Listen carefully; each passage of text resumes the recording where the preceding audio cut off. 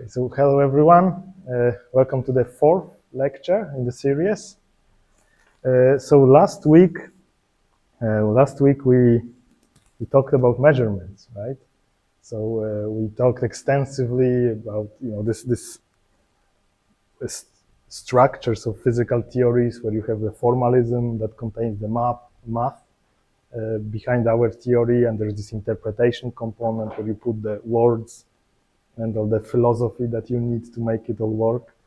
And as an example, we talked about measurements, right? Where in quantum mechanics, which is a non-classical theory, basically the interpretation works through some kind of measuring devices. Like all the quantities we are talking about are like, what can be measured, basically.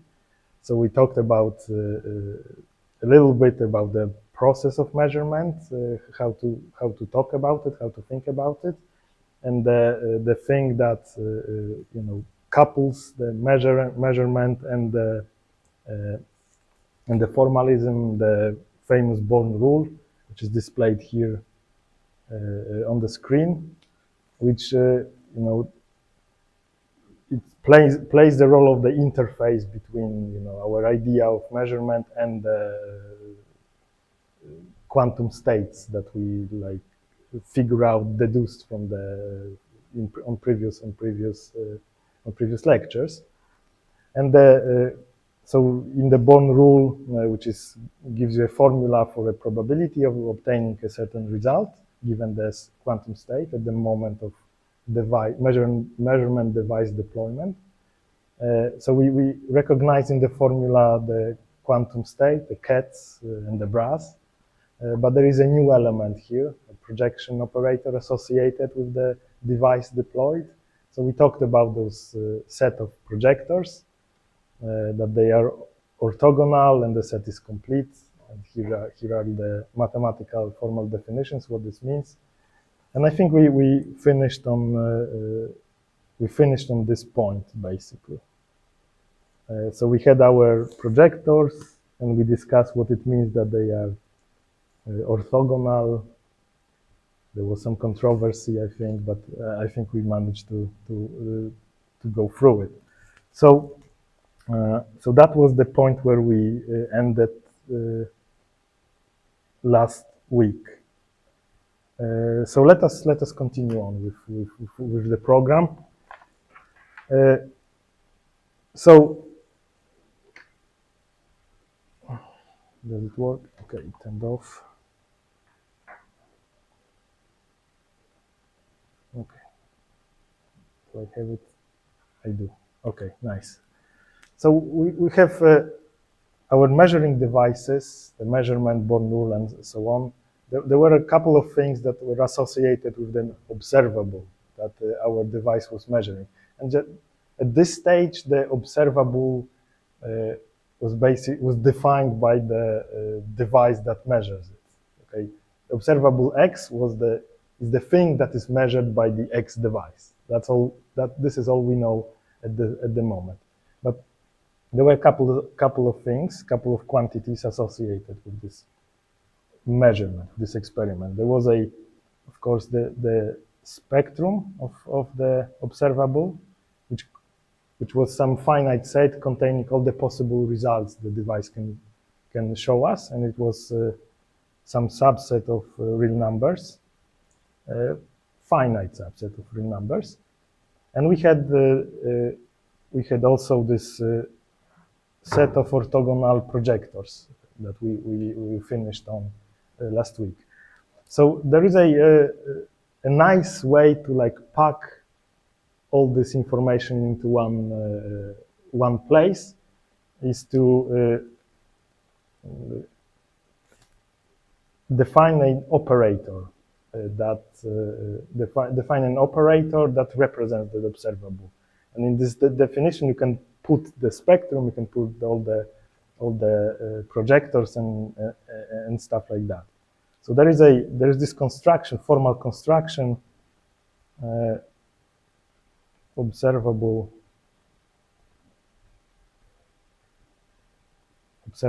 X. Let's call it an operator operator representation, where you say, so I define Hermitian operator X belonging to the spectrum of the measured observable X times the projectors. Okay? So this is for those who maybe you recognize that this is basically spectral decomposition of some operator, but you know, it's but first, you know, this is a proper operator. It is Hermitian because the values X, they are real, and the projection operators are Hermitian, so this is a combination of Hermitian operators multiplied by real scalars, so this is all Hermitian. And right, we have all the information about the observable basically encoded in this one formula. Everything is here. You just have to maybe work a little bit to extract bits and pieces if you need to. So this is like a, you know, this is the origin basically of this this idea that observables are represented by, in quantum mechanics, by operators, by Hermitian operators, right? Because measurements are associated with values and projectors, so you can just put them into one place and voila, you have your operator representation. But the logical conclusion from this construction is that since there is a fundamental theorem of algebra, is that any Hermitian operator, so if someone gives us a operator A that is equal to its Hermitian conjugate, so there is a for given Hermitian operator, so maybe let's call it spectral theorem.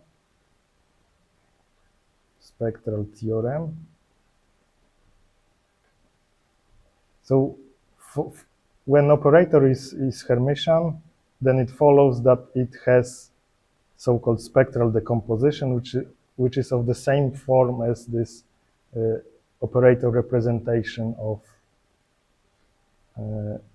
observable. A, P, A. Okay? So for anything that we measure, we can construct an operator, but also any Hermitian operator has this decomposition from which you can extract the spectrum and the complete set of orthogonal projectors. So the logical conclusion from this construction would be that in principle, it should be possible to build a device, a device, for any operator, Hermitian operator. In principle, we should be able to either find or build an A device that would measure this observable, and the probability of obtaining certain results would be given by the associated Born rule. So we would have like PA A given some psi t would be then given by psi t P A psi t.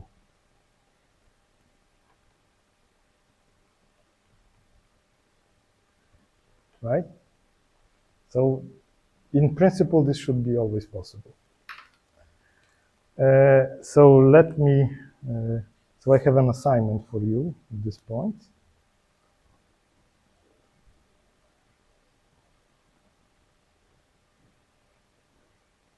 Assignment 5, okay? So I want you to try to prove that these operators, P plus minus 1, defined in this way, where sigma x is a Pauli operator, which was referred to in previous assignments, and to show that these are projection operators, and that they form a complete orthogonal set, and that they are part of the spectral decomposition of Pauli operator sigma x. Okay, just to see how it works in practice. So this does not tell you what are the allowed values of the a, small a, right? It just tells that there exists values, like for these operators. From the sentence? From in this form, like that statement, like a operator equal to summation a, but the values, allowed values of small a. Like what are the allowed values? Yeah, like That's a part of the spectral theorem, like eigenvalues of the operator. But we didn't specify which operator. It's still a structural comment. Like whether it's momentum operator or sigma x operator, that's not specified. It's fine. Maybe I don't. Yeah, it's okay. Yeah. So the logic is this: there is a device.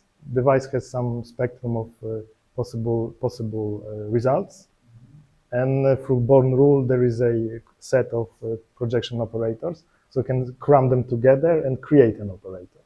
But also for any Hermitian operator, there's a spectral theorem. So there is this decomposition, which is of the same form as what we just created. Therefore, there should be possible to build a device that would have results spanned by the spectrum of this operator, and the Born rule would work with those projections. So this is the logic, and I feel everything is specified. And the spectral theorem itself, it is a consequence of the result of the solution to so-called Eigenproblem for operators. Okay, it's like one of the more fundamental things in algebra. So let me define what I mean by Eigenproblem. Eigenproblem, problem for, let's say A, for operator A. So Eigenproblem, what I mean by that is that given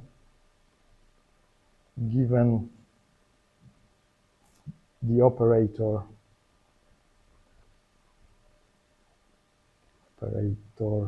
A,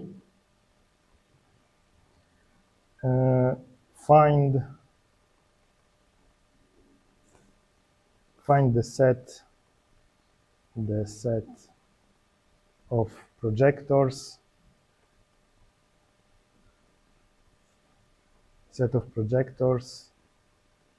PA and spectrum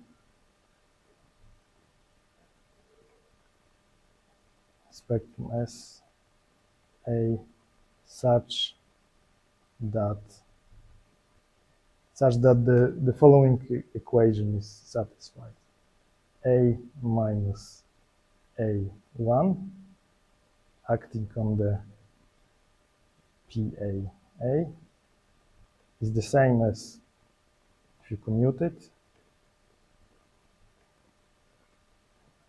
A minus A1 equals 0. So that's the one incarnation of Eigenproblem. And theorems, there are theorems that say that this has solutions, basically. For operators, this kind of equation has solution. But maybe you are more familiar with a vector formulation of this Eigenproblem, where you talk about eigenvalues and eigenvectors. So let me write this as well. So Eigenproblem, problem of A, vector representation. So it goes the same. So given operator A, and almost the same. There are differences.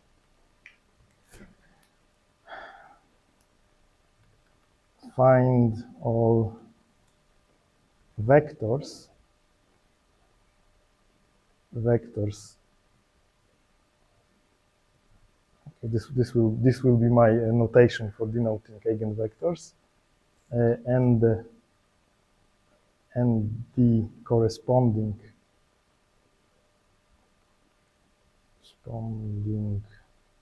scalars A such that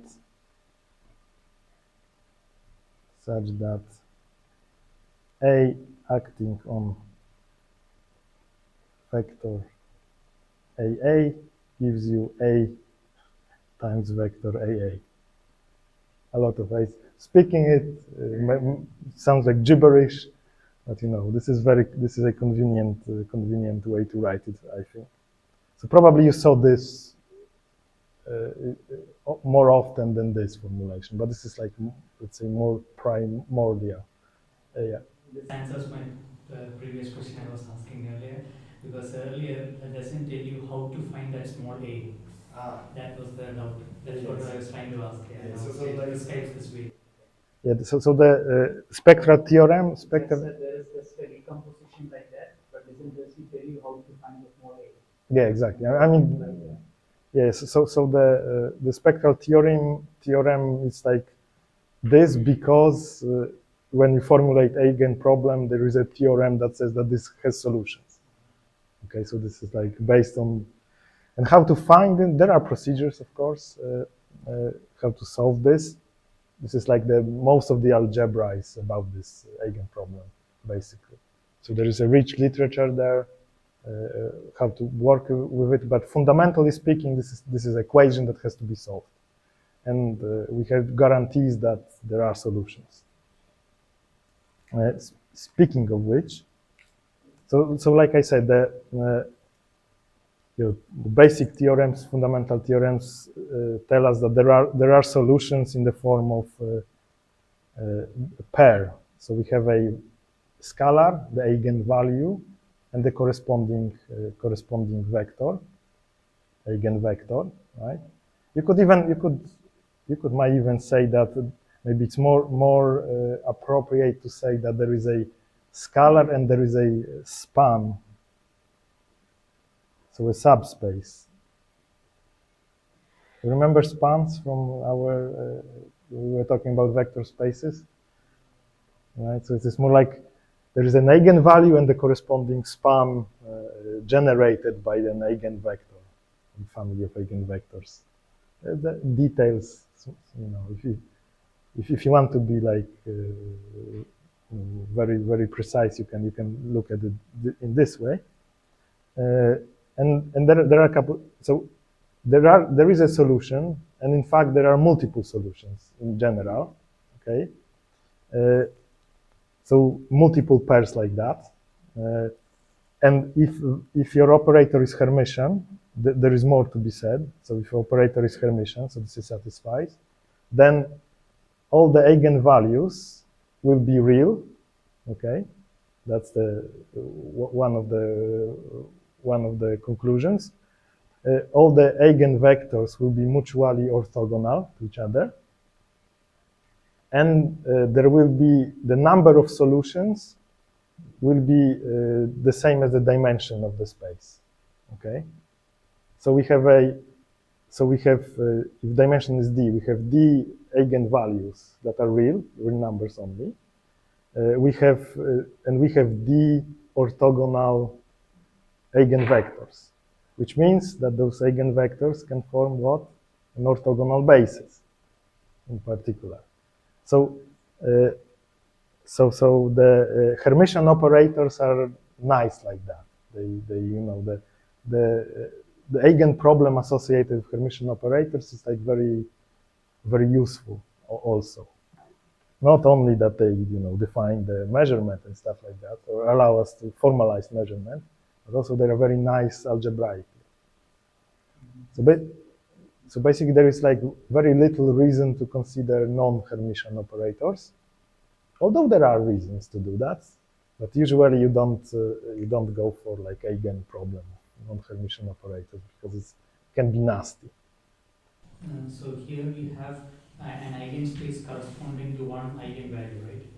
And that space, it's, I think by construction it's one dimension, or no, if it's degenerate it can be more than one, right? Or So let me exactly. There might be a so there are for Hermitian operators you have these solutions, but there might be a case where a couple of eigenvalues are the same. I mean, the same eigenvalue, the same number, get the same number, although the vectors, eigenvectors, corresponding to the same eigenvalue, they will be different. They will be orthogonal to each other because Hermitian operator. However, this is a special. Be orthogonal. We have to linearly make them, independent, right? Sufficient. we have to make them orthogonal. For Hermitian operators, there are orthogonal. That's Yeah, but for if it's different degenerate, eigenvalues. yeah, for not, different eigenvalues. not for degenerate ones. Okay. You can construct orthogonal from degenerate, but I Okay. think what is more important is linear independence. It depends how you. Yeah. Okay.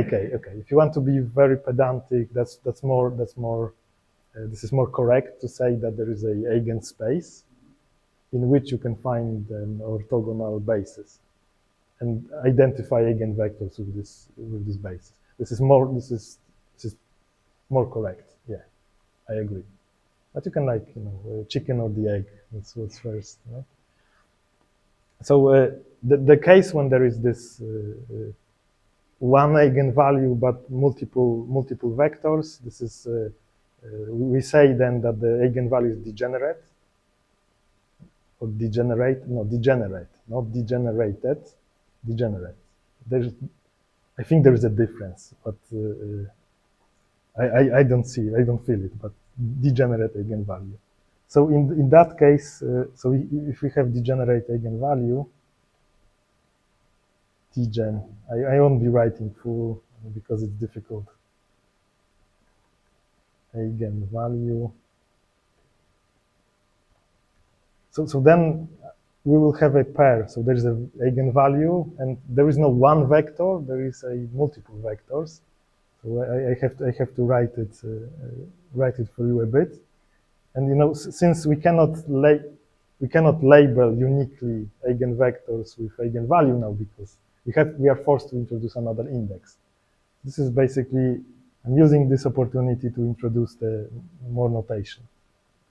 So we'll have like A, but that wouldn't be enough. We need another index. So I'll be writing like this, okay? And there will be a couple of those guys. So this is a semicolon. Okay? Because this is like I don't know. I don't want to use the comma because then they would be the same, but this is like sub-index. I don't know. I felt like doing this.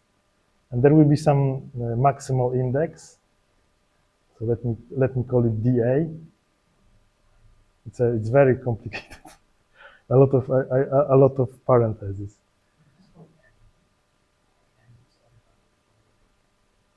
Well, because this depends on the eigenvalue, how many there are, right? So this is basically what you were saying, that let's say that there are dA vectors corresponding to A. So, maybe more appropriate would be to just say that this is actually not just a set, but span of those vectors, right? And this is how we get to your comment, right? Because then you will have a whole subspace spanned by those eigenvectors. And then you can pick a basis that's orthogonal. Or you can just look for eigenvectors that are orthogonal to each other. I mean, it's potato, tomato. There is a saying for that, right? But they'll all be linearly independent, or because orthogonality is a very strong condition. So will all the degenerate space times vectors, they will be linearly independent. So if you have so there is this eigen subspace, and in this eigen subspace you look for a basis. So any set of linear independent, any set of dA linear independent vectors would do as a basis there. But since we already have a inner product, why not orthogonalize it? Because there is procedure for that. If you then write it in the matrix form, you use some basis, yes. So if you write the diagonal form of the operator, you implicitly implement that even if they are degenerated eigenvalues, you associate orthogonal eigenvectors to it. So you have a, let's say 3 times on the diagonal when it's. Yeah, because one way of dealing with degenerate eigenvalues is like to not pay attention, because this is you are solving the eigenproblem for a eigenvector, right? And sometimes you just find that you have the same eigenvalue, the same root of the characteristic polynomial, whatever, and you just and you're looking for eigenvectors, solving some linear equations, system of equations, and you see that there are like, or maybe multiple solutions or something. But if you don't pay attention too much, you just okay. So this is another eigenvector pair. Just eigenvalues are the same, or whatever.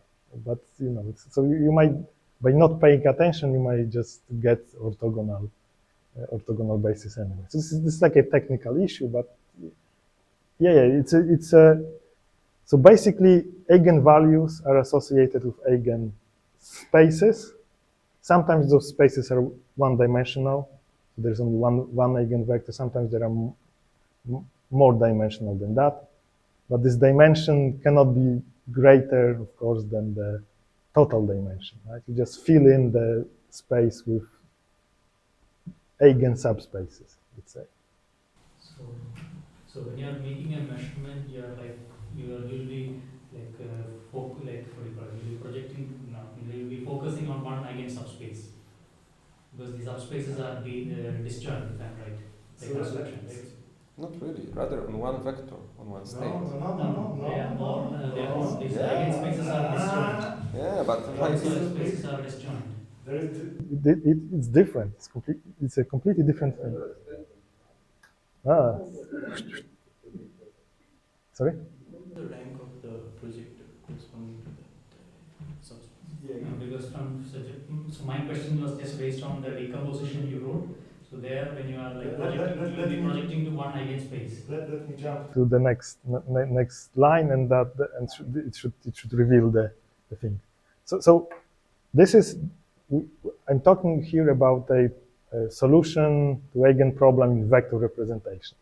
But I started with a original, again, the primordial eigenproblem, right? And of course, this is essentially the same problem, just you look at it differently. So there is a one-to-one correspondence between, of course, eigenvalues. They are the same, and there's a correspondence between projectors and eigenvectors. Okay, this one-to-one correspondence, and this correspondence is constructed in the following way. So maybe I would just type this one-to-one correspondence.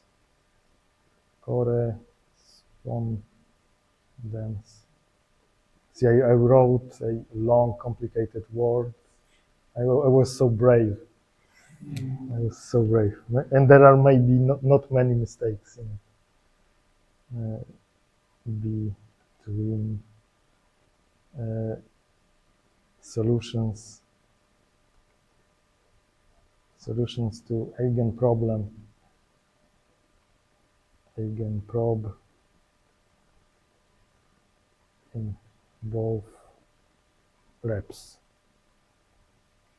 representations. And this correspondence is as follows. So for non-degen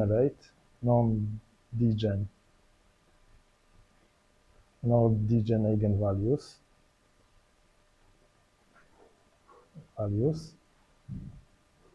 so eigenvalues are mapped without, they are just the same identification, but the projector AA equals a thing that is called, okay, this, and normalize.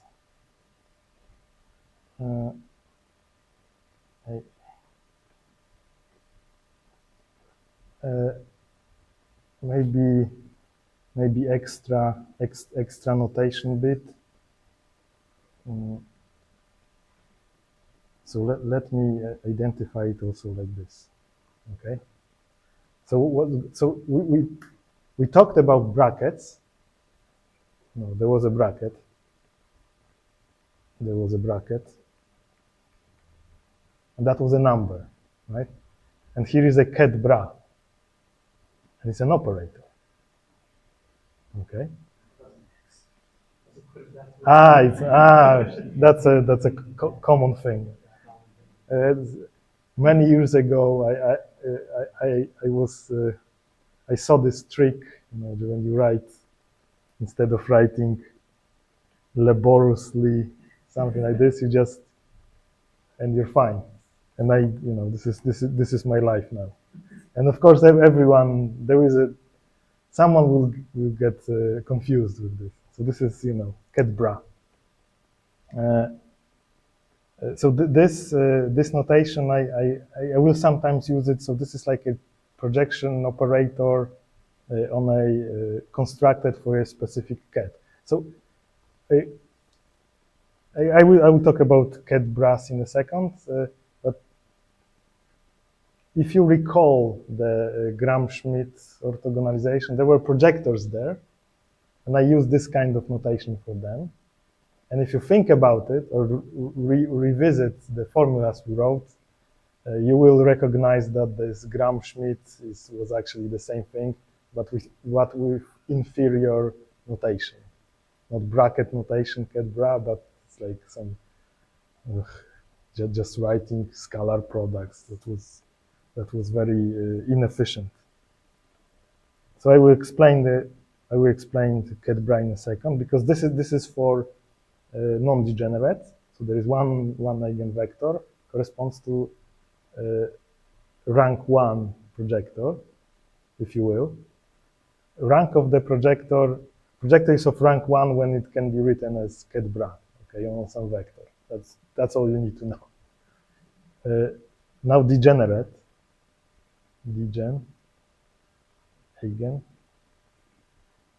eigenvalues. So what do we have to do here? So PAA, then it won't be just a rank 1 projector. It will be a combination of rank 1 projectors. So you take a sum over K from 1 to the dimension of the subspace, and you do the projectors, Ket-bras, sorry.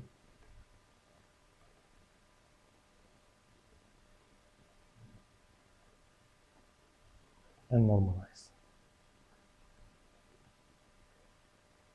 A, K, A, K. Or in this notation, if you want to use it, K1 to D, A. So that would be P, A, K. Okay? One way of writing. So a projector is of higher rank than 1 when it is a combination of some number of rank 1 projectors. This is what we are talking about when we said about rank. Yeah. Yes. So if this was the projector, like in Gram-Schmidt, where we were projecting on the span of a vector, so one-dimensional span. So this is basically a projection on the whole subspace, a span of many combination of vectors, which is what we were talking about here. So if the only way you treat the eigenproblems for this primordial primordial formulation, not the vector representation, but this projector representation, this thing, you will get what was your comment, that you will get eigenvalue and the projection on some subspace that might be of dimension higher than 1. And in those subspaces, you can select a basis. Just a question regarding your definition of eigenspace. So, eigenspace here, you don't include the zero vector, right? You just have the eigenvectors and scaling them. Because otherwise it won't be a vector space without the zero. So here you don't include the zero in your definition of eigenspace. Yeah, I mean, okay. So I was maybe a little bit sloppy when I was saying subspace, because for a like subset to be a vector subspace, it has to be a vector space itself, and all vector spaces have to include zero vector. So zero vector is eigenvector of everything, so No. Eigenvalue definition specifically says the zero vector should not be an eigenvector. You have to look for solutions which are not. It's a definition. It comes along with the eigenvector. So we just change the definition. There is no problem because I think it's not spoiling. They make definitions for a reason. But The what, it's definition not of really, eigenvalue, zero vector is not an eigenvalue. it's You not have really to manually spoiling the include it. properties, I'm afraid, because if you add whatever zero vector into the spectral decomposition, it doesn't change a shit. So no. Mathematically, they will have a reason for doing it. There are reasons. So if you want to be completely like all the T's crossed, all the I's dotted, and stuff like that, yeah, you have to include manually. So that's why if you write it's a span, that's okay, because span has all the linear combination, and one of the linear combinations is zero vector, where all the coefficients are zero. Okay, then you are safe then. Okay, so and this guy, it does project on the subspace. Okay, manually, yeah. I mean, so this is not a subspace, but this is. Okay, I mean, this is not a vector subspace because it doesn't include the combinations, combination anyway. So this is like a basis, maybe it could be a basis. Yeah, it's a look. There are reasons why people are pedantic about this stuff, and it's good to know. No, maybe someday it will come back to you and bite you in the ass if you don't remember it. So good to point it out. And the thing about that zero vector is an eigenvector of all operators. If you assume that, then basically at every step when you're talking about Eigenproblem, you would have to but excluding the zero vector, but excluding the zero vector. So it's not identifying zero vector as a zero eigenvalue, for example, of any operator is just unproductive. Just help you not to have a spectrum having all the eigenvalues. Besides, there can be a zero eigenvalue not corresponding to zero vector as well, and this is completely differently treated. So there are reasons. Okay, there are reasons, pedantic reasons sometimes, but reasons nonetheless. So let me, before we go to break, because probably break time. Yeah, oh, very nice. So Ket-bra. So bracket, it was a number. Ket-bra is an operator. How? Why? Who was the crazy guy who came up with it? That was a Dirac invention, of course. So Ket-bras. Ket-bra. Ket-bra notation. So this is a thing that I have it denoted in my notes as a skippable stuff. It's a skippable stuff. Okay. Oh, if I'm here already, so maybe I won't be writing. I just go through here. Okay. I will spare myself writing algebra. So to show, you know what? No, that's cheating. I won't be cheating. I will be very. So to see that this construction Ket-bra is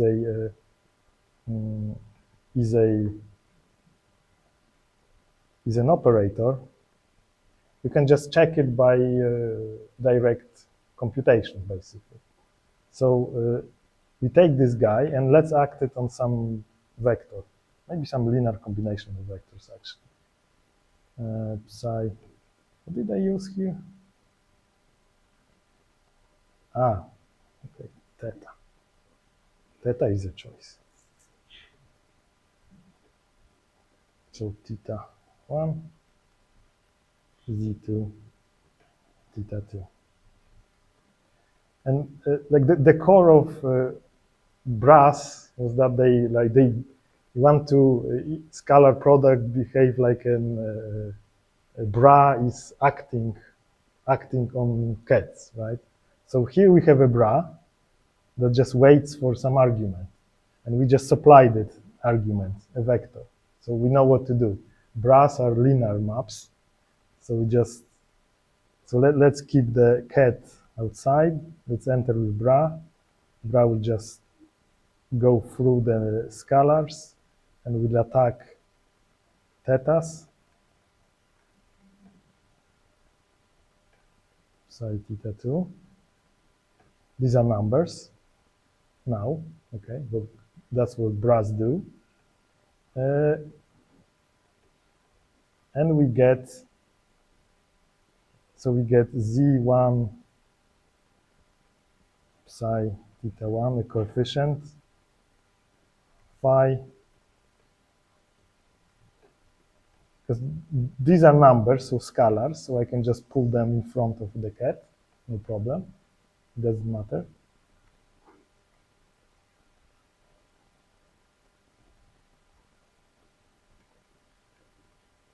Okay, so it's linear. It takes vectors as inputs and it spits out vectors as output, and that's linear operator. That's all you need to have linear operator. So Ket-bra is a linear operator then. So that's why, so we are on a good track. Okay, at least this is an operator. But is it a projector? And is Ket-bra where the Ket is a bra of itself? Is it a projector? And we can check this quite easily. So if we take some p psi like this guy, to check if this is a projector, we just have to see if the square is a idempotence, right? So square of this operator is this operator itself again. And this is, we know what to do. So p psi, that would be psi psi, psi psi. Saying it out loud does nothing, but I have to cope somehow. So a lot of stuff going on here. So let's take numbers and pull them in front. These are numbers, square, that's fine. This is here we have a Ket. This is a Ket. Let it float. Here we have a bra that's waiting for something to act on. So let's let it float here as well. And here we have a bra acting on this Ket. This is the only Ket that it can act on. So this will be psi, psi, okay? And lo and behold, this cancels with this. And we get psi, psi, psi, psi. which is p psi. Therefore, it is a projector. Okay, that's all you need to know. Checking that they are, if those Kets are orthogonal, then those projectors will also be orthogonal to each other. If you can form a basis, then the set of projections will be complete. It's just straightforward way to check this. So I won't waste more time on doing the algebra. Now we have a full glory of bracket notation. Okay, we have brackets, we had bras, we had Kets, and we have Ket-bra now. There is no other combination that can be made. This is a full glory of it.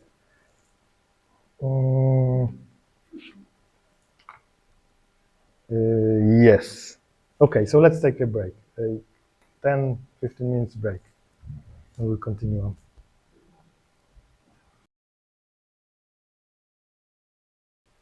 Okay, so let's continue. Let me check if I'm recording, actually. I am. Good. Okay, so next section, yeah, okay. So the next section will be called a controversial title 1.3 by the numbers in my notes, quantum statics. So it's an opposite of dynamics. Ooh, what is that? Because before I start talking about statics, there is some, the plot has to somehow start. So I have this story. I have a story here that will allow us to ease in. Okay, so we had our observables, right? And it's like we started by considering measuring devices, right? So there was like first incarnation of observable was the thing that is measured by X device. Okay. Then we constructed formal operator representation of observable. So it's like second incarnation. But there is also a third incarnation, because through Born rule, which is a probabilistic, it gives us a probability, right, of measuring a given result. So it seems that there is a third incarnation in the form of stochastic variable. So maybe observable is also a stochastic variable. So we have here this thing here. So we have observable X is, so we have through interpretation, capital I, interpretation, the thing measured by X device. So that was incarnation, first incarnation. Then in the formalism, we have a second incarnation, that it's X in operator, right? X in spectrum,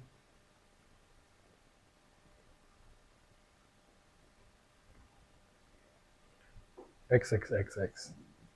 And third incarnation, which I'm proposing now, Born rule,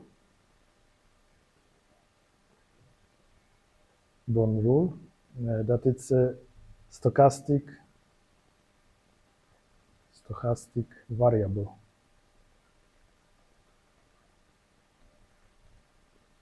So it's a stochastic variable. So of course there has to be a stochastic space associated with it.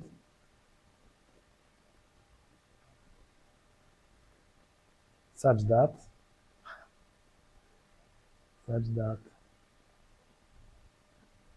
equals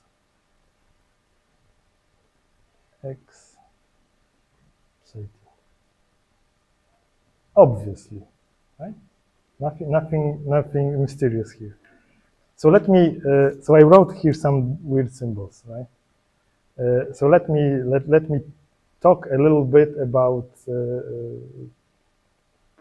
theory of probability. Okay, if we are on the subject of stochastic variables.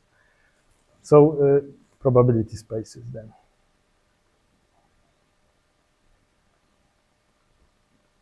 Probability spaces. So this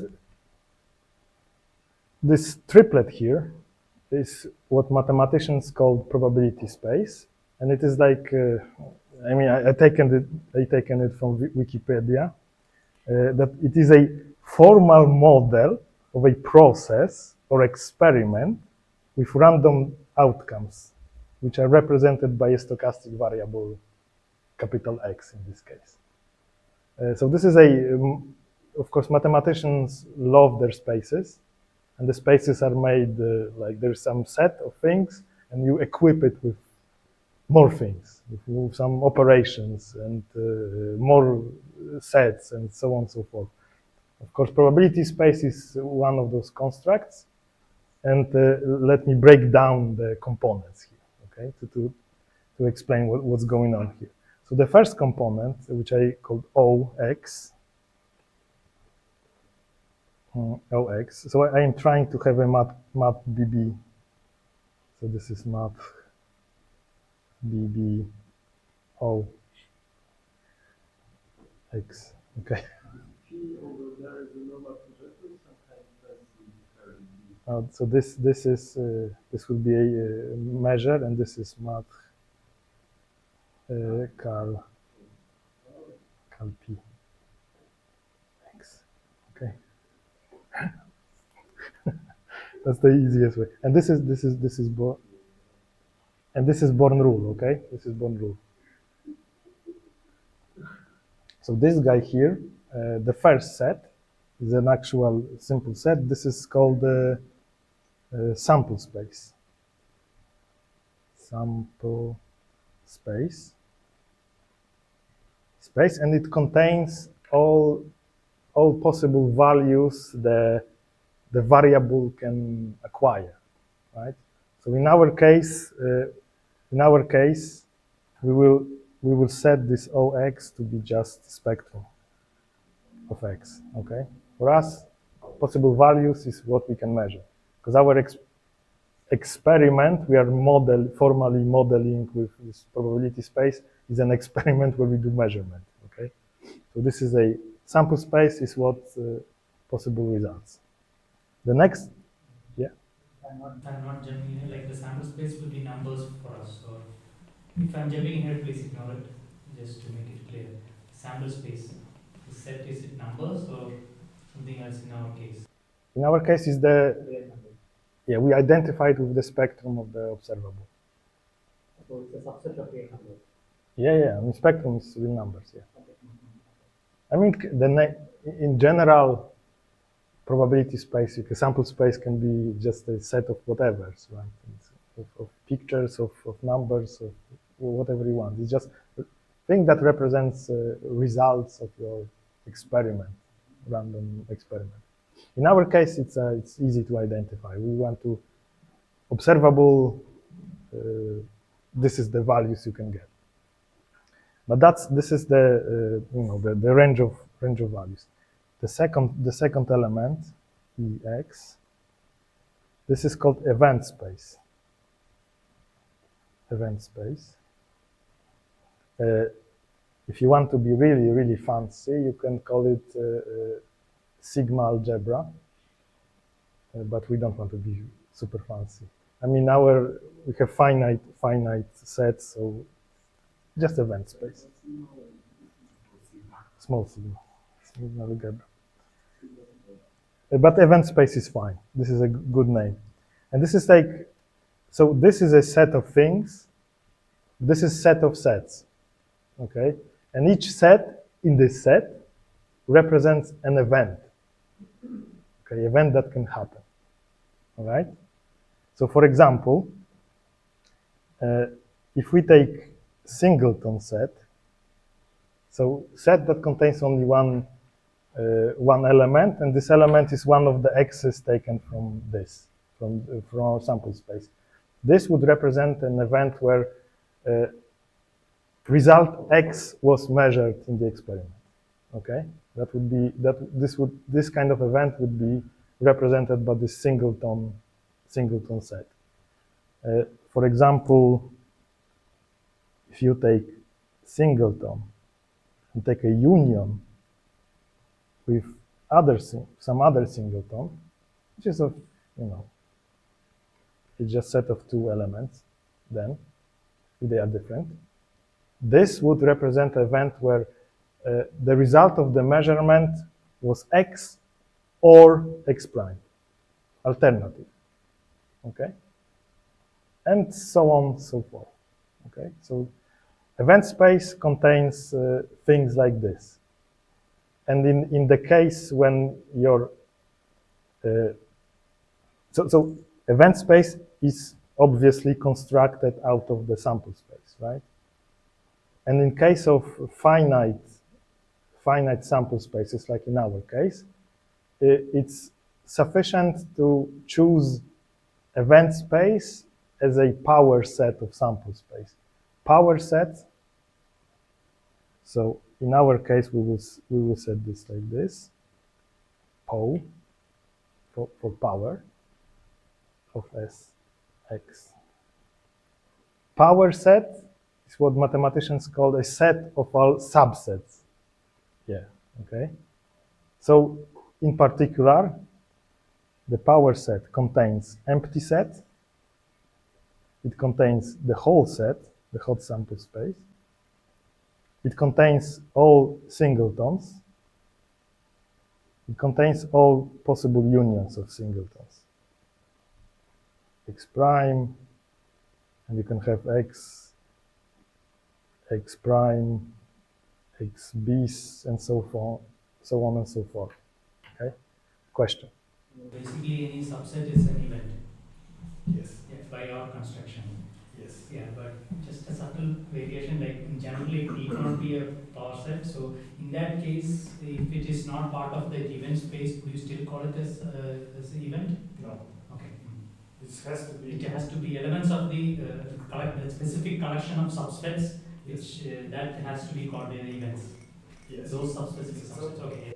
In case of, I mean, because there is all this construction. We are construct for one events. So this is for us, okay, for us to interpret what we are doing.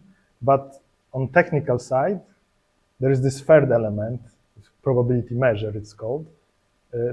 This is also a domain for this function here. Okay, so it has to be constructed in such a way that is acceptable as a domain for probability measure. Okay, so for finite sample spaces, there is no mystery here. Everything is simple and easy, as I will show you. This whole machinery really was invented to deal with, when your event space is, for example, a real line. Then it turns out that taking a set of or subsets of real line, it's just, there are too much junk in there. There are things that just doesn't make sense. So then event space or sigma algebra is a more, more carefully constructed thing, okay? But in our case, it's like thoughtlessly just take a set of four subsets and we are fine. And we won't go into real sigma algebras and stuff like that because I don't feel confident in that. But this is, so for us, it defines what are events, what can happen. And on technical side, this is a domain of probability measure. So the probability measure.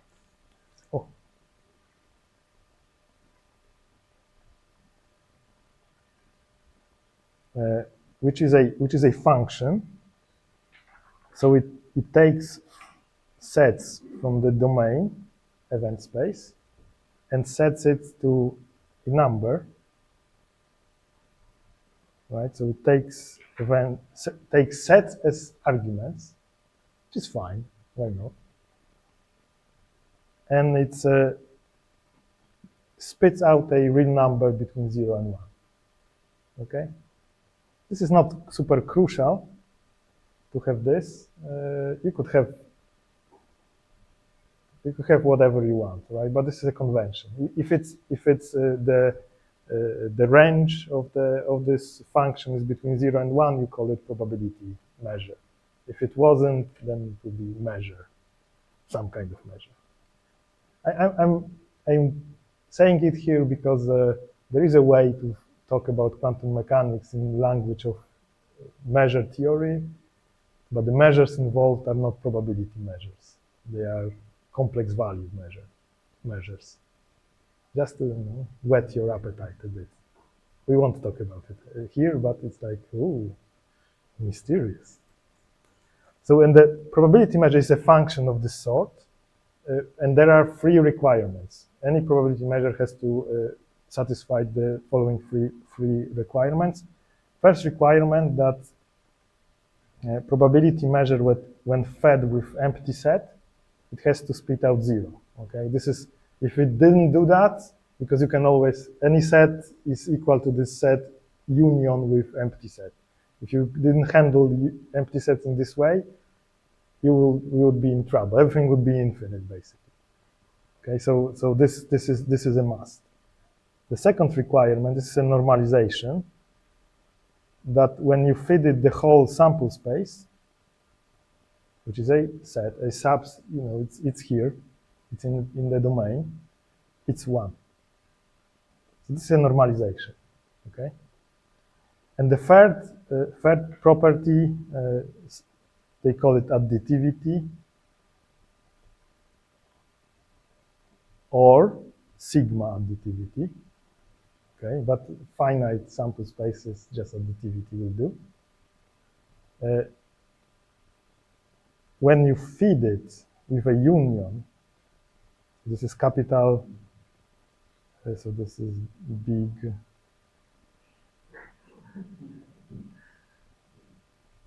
cup. Cup is like this.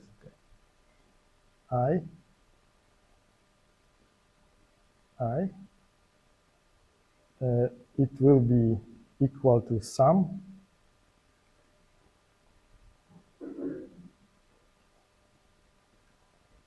when for sets that don't have a how do you call it? When the overlaps are 0, disjoint sets.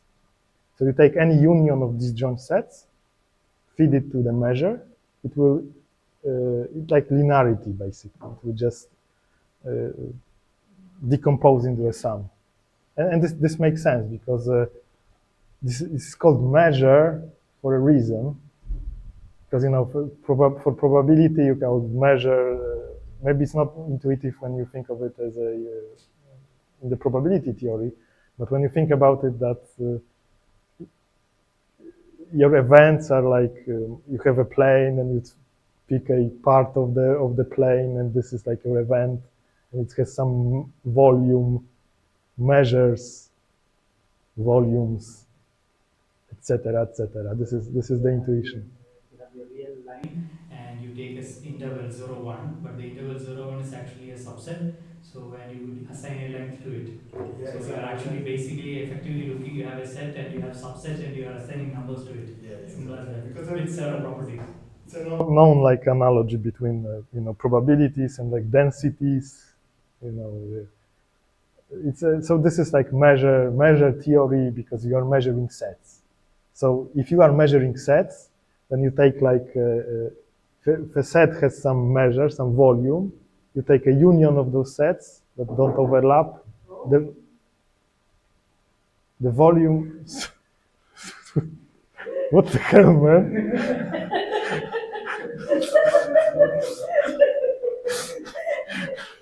Downstairs, on the wall, the blackboards. Yeah. Probably there was some copy on the walls, not you. Yeah. So you have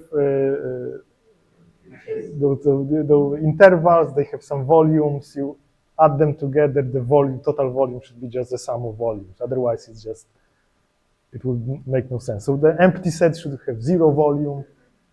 The volume of everything, you can normalize it to 1. Yeah? Come in. Yeah, so additivity. And now things that are super cool because of that.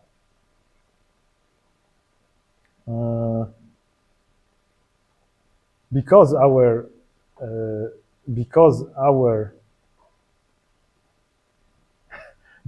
because our event space is constructed, they are subsets of our sample space, right?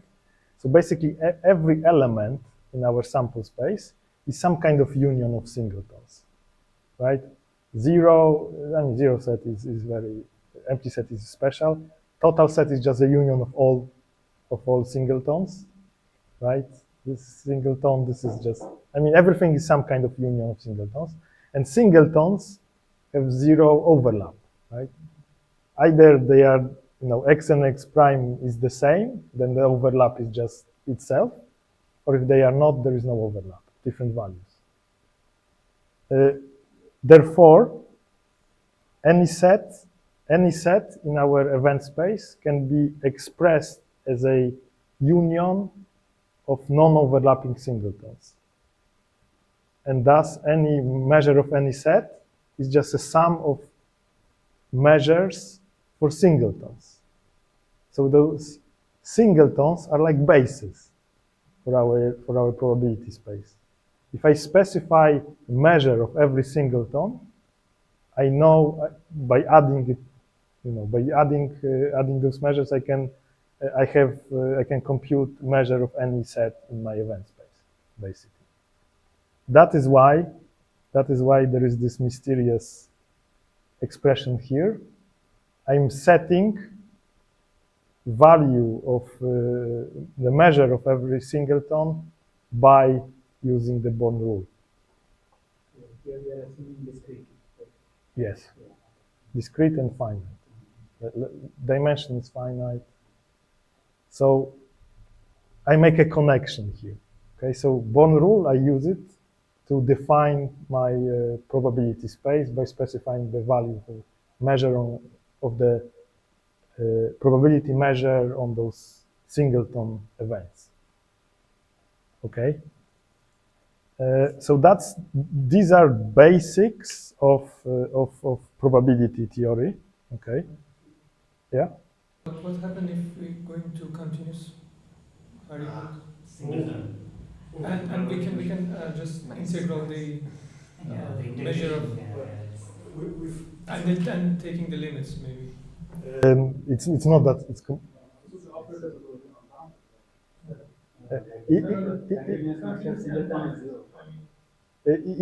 Even if let's say your sample space is a interval 0 to 1, let's say, why not?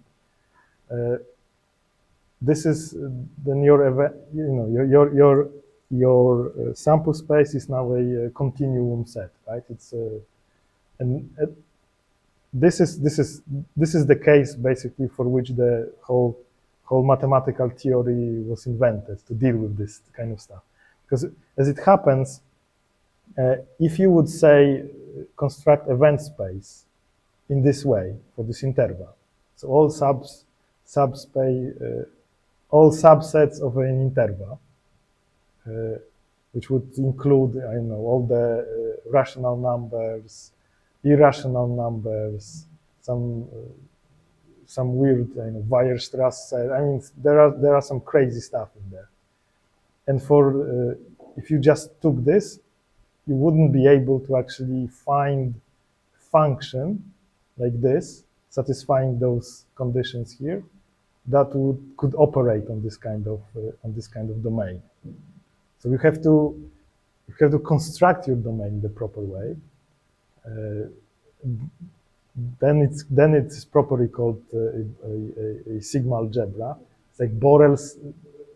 Yeah. So you have it's complete.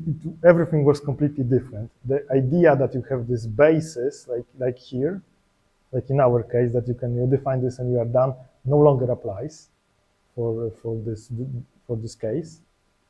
So basically, it means that when your sample space is a real number, you need to be smart in constructing the event space. Yeah, you exactly. Have to choose your This function of subspace. Yeah, you yeah. cannot take the whole real line as your Yeah. space. This is like the key to this whole story is to how to construct a proper event space when you have this kind of thing. and also additivity becomes more complicated because I mean, you could take a union of infinitely many sets. Okay, in case of finite sample spaces, there is only finite number of. There is no infinite number of different sets that you could take here, but in case of these real numbers, you can do it. So you require that even if you take infinite unions, you still have this additivity, and this turns out to be like super restrictive constraint. You still have to have it, but it restricts everything so much that there is like very narrow way to navigate it. Okay, so it's like everything works around this construction of event spaces, how to do it, and this additivity then, and it's difficult problem to solve, but it's solved. But in our case, it's very simple. And in a sense, for our purposes right now, it's completely, it's like, why am I talking about it? Well, I'm talking about it because in maybe next lecture, we'll get to more complicated scenarios where all of a sudden this all will be super relevant, okay? For now, it's maybe, just to have in mind this idea that sample space, I mean, what can be measured, what are the possible results, and events are not the same. Okay, this is not the same. Events mean a little bit more, right? But by specifying the measure for those singletons, you specify everything, and this value is you can adopt Born rule to set this value. Okay, this is the connect. This is this stochastic interpretation of this is the connection that allows us to have this stochastic interpretation of observable, at least for now. Cool. So let me roll with this, okay, with stochastic. So we are on the level of stochastic interpretation. So we have probabilities now. What are probabilities? So there is this is a super difficult philosophical question. One of the answers is so-called frequent. Oh my God! How do you pronounce it? Frequentist interpretation. Okay, where this is like the classic interpretation. There are other interpretations. There is like a Bayesian interpretation, which is a little bit wacky, and I don't know if it's applicable to describing quantum experiments. I don't know, but at least frequencies is simple and kind of evocative what it does. So according to this interpretation, the probability, so frequent. Oh my God, I have to write it. It's so difficult. Frequentist interpretation. I was so brave. So according to frequentist interpretation, the probability, like the one we are given by Born rule, so things like this. So again, taken from Wikipedia because it's very concisely put, that this probability, it equals the relative frequency of measuring result x, the small x, in an infinitely long trial of experiments, right? So basically, what they are saying to us is that we take a ratio of number of results x in capital N trials. trials. So each trial. It's like, imagine that we reset the universe and we do the measurement. That would be trial number 1. Then we jump to the new universe. Everything is reset again. We do the experiment again. We have some result. That's second trial. And we're just counting, okay, how many times we measured x, how many times we measure x prime. So this is like a number of results x that we obtain in n trials.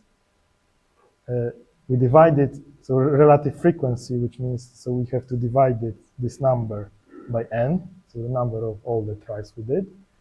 And there's infinity long, so n goes to infinity. Okay? And according to frequentist interpretation, this equals the measure of event x, singleton x, which we set to be equal to Born probability. This is the connection. Okay, this is one of the interpretations of probability. I think it's kind of adequate to the scenario of measurements because the trials this is the language we are used to using here. There is some, of course, questions. How do you compare trials? And you have to have some mechanism for resetting everything, I guess. Initializing experiment. How do you do that? That's a real question to ask.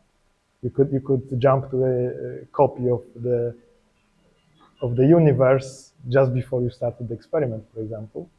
Or you could build multiple copies, infinitely many copies of laboratory where you're doing your, Assuming that your experiment has a probability distribution, in a way, right? No. This is the interpretation of probability. Different to have different copies of universe and do the experiment, or one universe and resetting every time? Well, this is the issue with interpreting probabilities, basically, and in particular, in our case, trials. It implicitly or explicitly actually tells us that, okay, it's not only just measurement. We just come in with our device, deploy it at some time, because if that was the only thing we do, then there's only one moment in time where we did that, right? But we want to compare with different trials. So there has to be some kind of mechanism, formal and philosophical and actual physical, for resetting everything or copying the trial. Copying the situation. That we can say, okay, this is the same situation, but next trial. And this is, keep those questions in mind, okay? We will talk about it extensively. In principle, it is not practically defined. It's very impractical in reality, because you need to have infinite amount of trials where each of it requires mysterious resetting of the universe. This is the least of our problems, the infinity here. The initialization. At this point, actually, and I will argue that, we will talk about it extensively, we actually we don't know how to. We don't have formal, we have nothing to actually talk about, like initialization or anything like that at the moment. And I want to solve this for you. Yeah. So I'm aware that historically they had some probability and then they came up with this axiomatic approach, but it's so counterintuitive if you look at it, because it just says that you have a set and you're assigning some numbers to the subsets, and then suddenly every experiment or any trials and every randomness is captured by such clean definition based on some set. So why is that so? Well, the assignment to numbers to sets, all this mathematical probability spaces, this construction, this is not problematic in any philosophical way, because this is a purely formal construction. The problem, how to connect it with or anything actually, right? And this is where the interpretation of probability comes in. A philosophical problem that's incredibly difficult, unsolved at all, these frequencies interpretation, Bayesian interpretation, they are fine. They are fine. It's, that it's maybe it's here is just the trials. The idea that you can like compare somehow the experiments, their instantiations of experiments can be somehow compared together as trials of the same process. That's one. But there is this Bayesian interpretation. It's more like this probability is not a relative frequency of something, but rather it's like quantifies the ignorance of an observer, of a user. It's fine. It's fine in certain cases. Okay. For Bayesian point of view, let's say if you you have a deck of cards, you shuffle it, right? And you can I draw a card. What is I want to talk about? I want to draw a ace of spades or something. And in Bayesian way, you can let's say that the probability that I will do that is like 1/52 or something, because I don't know what is the order. Yeah, I will assume the equal likelihood to all of them and so on and so forth. But this works because underneath, I'm like imagining that there is a specific order. It's here because the mechanism of shuffling was something concrete. It's really there. I just don't know it. So that's why I'm saying that this quantifies my ignorance. So if I maybe looked more closely to the process of shuffling and there was a cheater there, right? I could amend my a priori distribution. Not everything is equally probable, but maybe the cheater was such that actually the probability was 1. But underneath it works under assumption that underneath there is the order of cards is specific, is a result of some mechanistic processes and stuff like that, and it's fine for this purpose. But then comes quantum mechanics where none of this works. Okay, this talking about specific orders doesn't work anymore and stuff like that. There is a new kind of incarnation, new kind of case for probability. No hidden variables, yes? I mean, yes.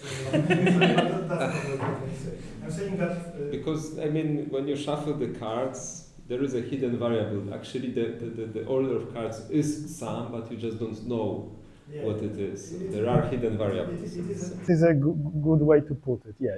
I mean, that's one of the idea behind hidden variable models or classical models, if you wish.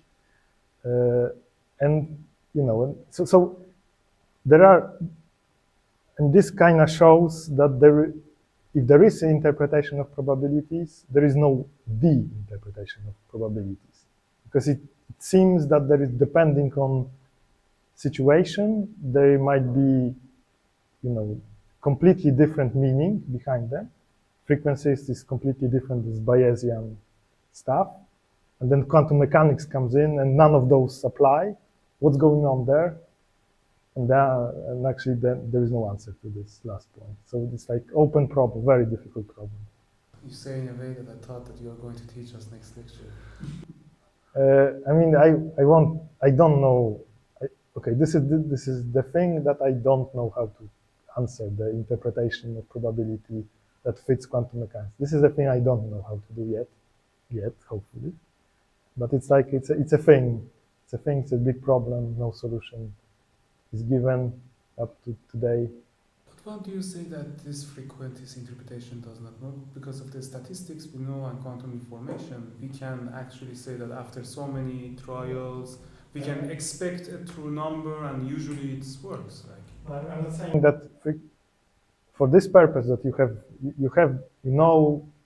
understand how to do instantiations, initialization. Frequencies is fine here. This is fine.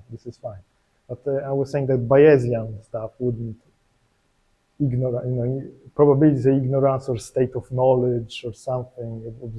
This doesn't apply at all, for example, to quantum mechanics. Bayesian looks like entropy to me rather than just probability, because that also tells us how much ignorance we have about the system. But it's the same thing, like it's just looking at a different point of view. The way it's defined here, you just get a number so that you can compare like two scenarios. Because the problem is, so if you have head and tail, if both of them are equally likely, that's the worst case scenario because you can expect both of them equally. But if head is slightly more probable, then you can expect head more. Now, if you have two such similar cases, you need to have a number which can distinguish the level of uncertainty, right? So for me, entropy is just such a number. Yeah, for me also. So, but it won't give you more information in a way that probability does. There are situations that clearly should be interpreted through bias point of view. There are situations that should be clearly interpreted through frequencies point of view. And there is if there was no quantum mechanics, you could even argue that there is actually there is an overlap, there is a correspondence, because you do your trial, you say, okay, it's randomly with some probability I get the result, but this will say, okay, this is just because I don't exactly know the laws of motion, so I'm modeling them as random. But in reality, it's predetermined what the result. I could, if I looked at the cheater, solve all the equations with arbitrary precision, I could infer what will be the result of trial number 17. And then Bayesian kicks in. So it seems like, oh, just my ignorance. But quantum mechanics is there, and this doesn't work, and this equivalence doesn't work then. And it's like, so it's some different beast. And it's like, oh my God, why? Problems. Give me solutions, not problems. But this is how it is, unfortunately. Or actually, fortunately, because we have something.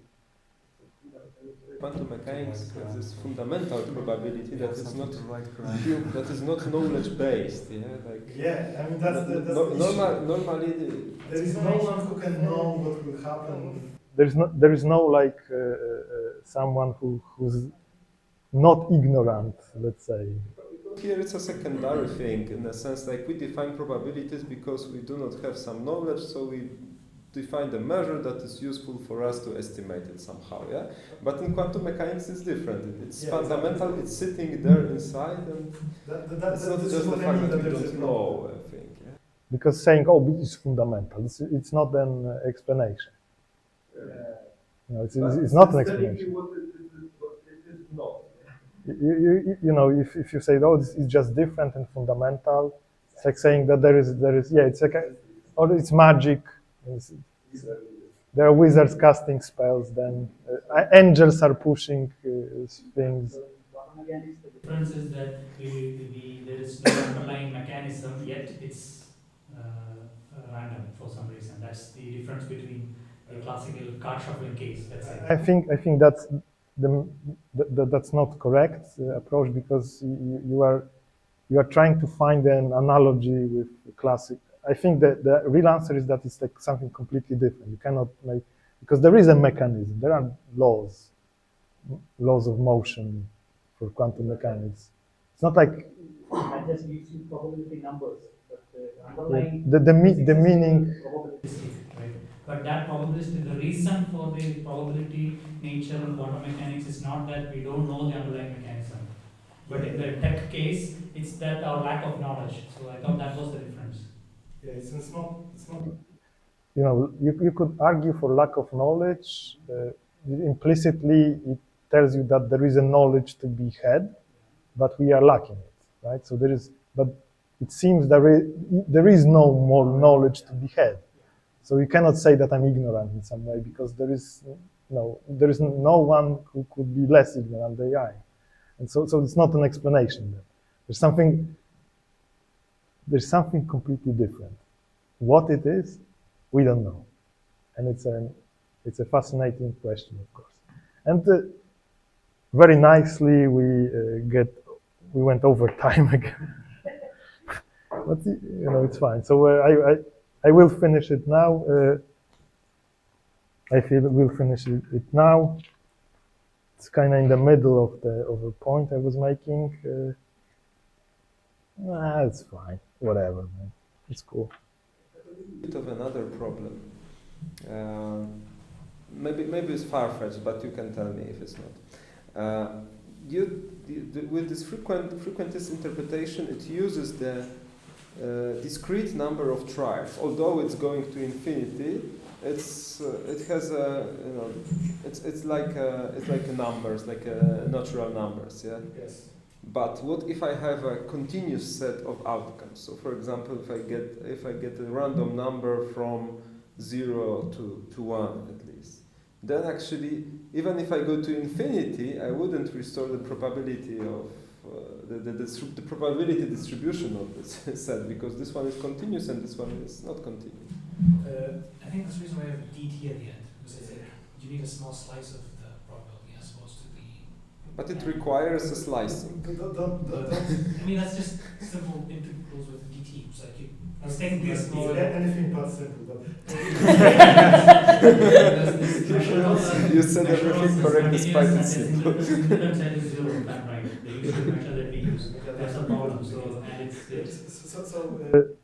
One, the trials will always be natural index, right? Yeah. Trials is, you do the trial, it cannot be continuous number.